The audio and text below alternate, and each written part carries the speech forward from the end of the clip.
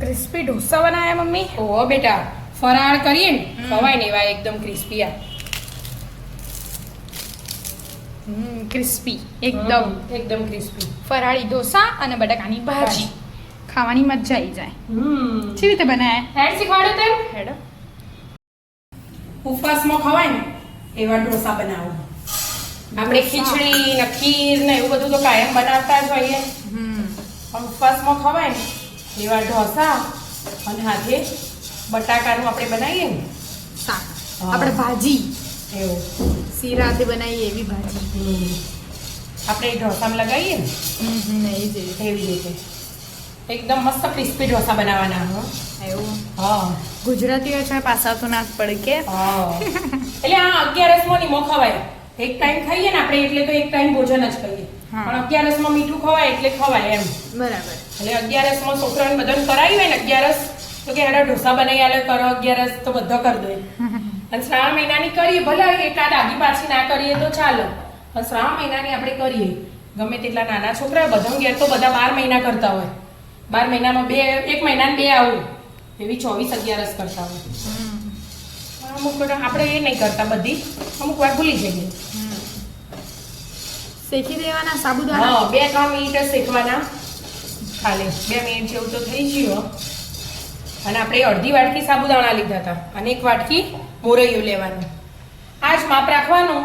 એટલે આ પાવડર બનાવીને આપણે જો કોઈ વધારે કોઈ કરતું હોય નવરાત્રી માતાજીની એવું બધું ને એક ટાઈમ ખાતું હોય આવું ફરાર કરીને, તો ડબ્બો ભરીને લોટ બનાવીને મૂકી દેવાનો. ચાલો. હા એટલે જે આપણે જોઈતો હોય રોજ વાટકી લઈ લેવા થાય. ગમે તે બનાવાય અમથી રોટલી પૂરી ભાખરી.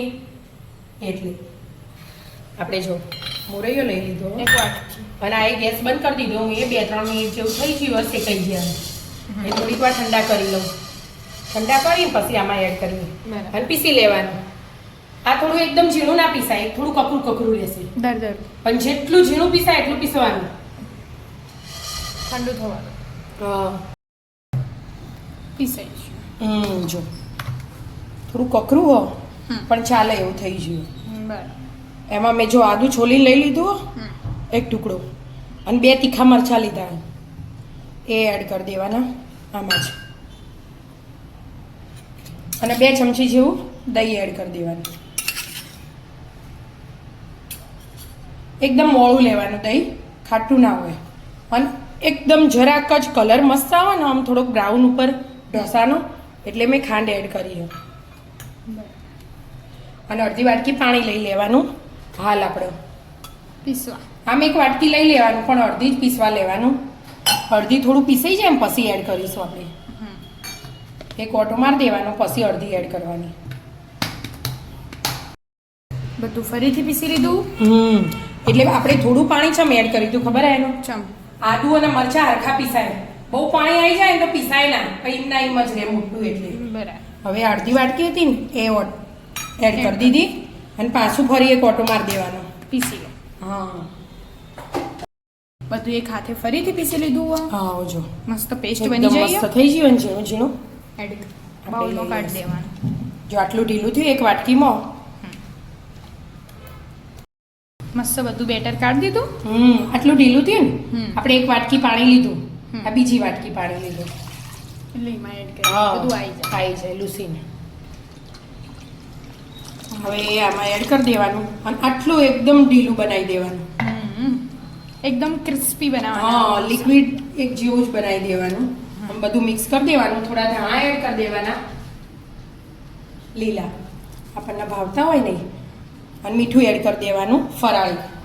ફરાળી મીઠું જોશે.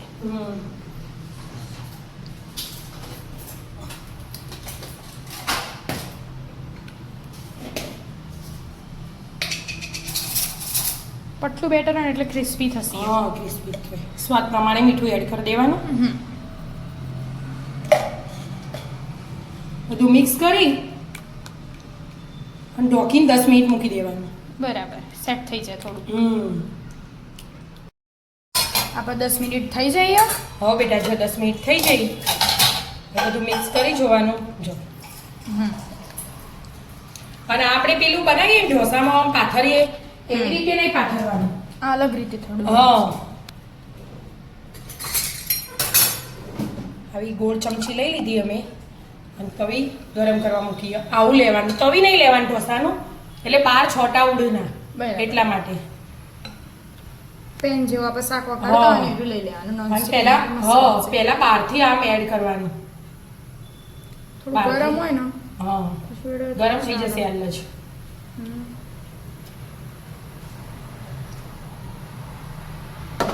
આમ કરીએ ને ફેરવી દેવાનું. ફેવરી દેવાનું એટલે મસ્ત ગોળ શેપાઈ જાય છે. રહી ગયું હોય તો ફરી ઉપરથી આવી રીતે એડ લિક્વિડ કરવાનું. હોય એટલે એવી રીતે લિક્વિડ હોય એટલે જ ને. હમ. બસ આવી રીતે ધીમા ગેસે ચડવા દેવાનું. હા, નોનસ્ટિક એટલે હમણાં છોડી હા, દઈશું. હમણાં ચડી જશે. ઉપરથી ઘી થોડા સોટા પાડી દે ને એટલે મસ્ત crispy એટલે હાલ નહીં, થોડુંક ચડે પછી ઘી એડ કરવાનું. હમ. એક બાજુ શાકની તૈયારી કરશું. આપણે બટાકાની ભાજી બનાવીશું. બરાબર. આપણે હે ને જે બધા વ્રતમાં ખાતા હોય ને, અમુક લોકો લાલ મરચું ના ખાતા હોય, અમુક લીલું ના ખાતા હોય, જે ખાતા હોય એડ કરવાનું. બરાબર. આપણે જે ખાઈએ એ એડ કર્યું, જે નહીં ખાતા હોય નહીં એડ કરવાનું. હું ઘીમો બનાવી દઉં. અમુક તો તેલ ના ખાતા હોય, હમ. ઘી જ ખાતા હોય, એવું હોય એટલે એક છરા કરી લીધું મેં ઘી. જો આ ચડવા માંડે ને, હમ. અને આ ગેસ ચાલુ કરી દીધો. આ બટાકા બાફી લીધા અમે. થવા દો ગરમ. હમ ઘી ગરમ થયું. હા, થોડું જીરું એડ કરવાનું આપણે. એમાં લીલા મરચાં સમાર્યા અમે એડ કરી દીધા. મીઠું લીમડું એડ કરી દીધું અને ગેસ એકદમ ધીમું કરી દેવાનું. અને મરચાં કરી જવા દેવાના.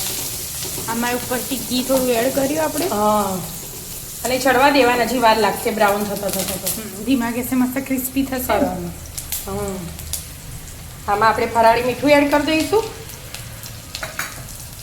અને થોડુંક ધાણા જીરું એડ કરીશું. બરાબર. ધાણા જીરું જે ખાતું હોય એને એડ કરવાનું, નહીતર નહીં કરવાનું. મરી પાવડર એડ કરવાનો, આદુ એડ કરવું હોય તો કરવાનું. બસ આપણે આજે સારું સિમ્પલ બનાવવાનું. મરચાં ચડી ગયા એટલે આપણે એમાં બટાકા એડ કરી દીધા. આ થોડી ભાગવા હોય તો ભાગા હું ડાયરેક્ટ જ ભાગી દઉં. આપણે પેલું ભાગવાવાળું પાવભાજી હમ. બીજું ભાજી દે.